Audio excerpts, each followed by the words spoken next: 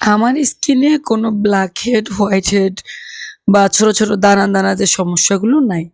সত্যি কথা বলতে আমার টাকাও নাই। কারণ আমার এই ছোট্ট বিজনেসের টাকা দিয়েই আমি আমার সন্তানকে মানুষ করি, বাবা-মার দেখাশোনা করি। তাই আমি সপ্তাহে ১ দিন পিলিং ফেস ওয়াশটা খুব সুন্দরভাবে ব্যবহার করি। যাতে আমার স্কিনের ডেড সেল, এক্সট্রা যে ময়লা, যে সিবামগুলো জমে, এগুলো একদম ক্লিয়ার হয়ে যায়। আর আপনারা সবাই জানেন যে পিলিং ফেস ওয়াশের দাম একদমই কম, মাত্র ৳২৫০। তাহলে ৳২৫০ তো অনেক দিন যায়, যেহেতু সপ্তাহে ১ দিন।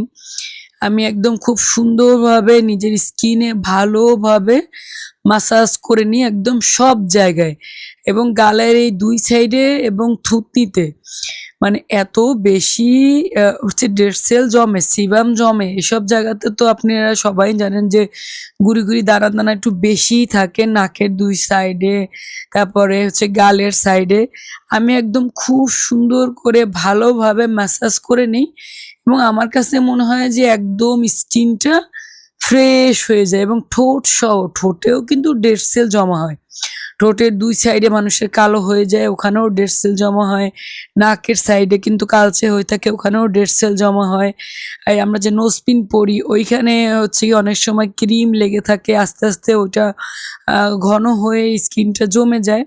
তো ভালোভাবে আমি একদম ক্লিয়ার করে নেই, এবং ইনশাআল্লাহ আমার কখনোই এই যে স্কিনে ব্ল্যাক হেড, হোয়াইট হেড এর আর প্রবলেম হয় না, এবং স্কিনটাও একদম ফ্রেশ থাকে। এবং এটা ব্যবহারের নিয়ম একদম শুকনো ফেইজে, আপনার একদম শুকনো ফেইজে আপনি এপ্লাই করবেন। পশমে কিছু লেগে থাকে মাঝে, মাঝে মনে হয় যে ক্লিয়ার হচ্ছে না। বাট সেটা আস্তে, আস্তে আপনি ডলে ঠিকভাবে ধুয়ে ক্লিয়ার করে নিবেন। এনাফ, দেখবেন আপনার স্কিনটা একদম ঝকঝকে, একদম ফ্রেশ হয়ে গেছে। একদম ক্লিয়ার, মানে ভালোভাবে এরপরে আপনারা চাইলে ফেস ওয়াশ দিয়েও ফেসটা ক্লিন করে নিতে পারেন। তাহলে আরো ভালো হয় যে ফেস ওয়াশ দিয়ে ক্লিন করলে, যে আমি একদম নোজ এরিয়া থেকে শুরু করে সব জায়গায় দেখাচ্ছি। একদম ফ্রেশ ক্লিয়ার একটা স্কিন।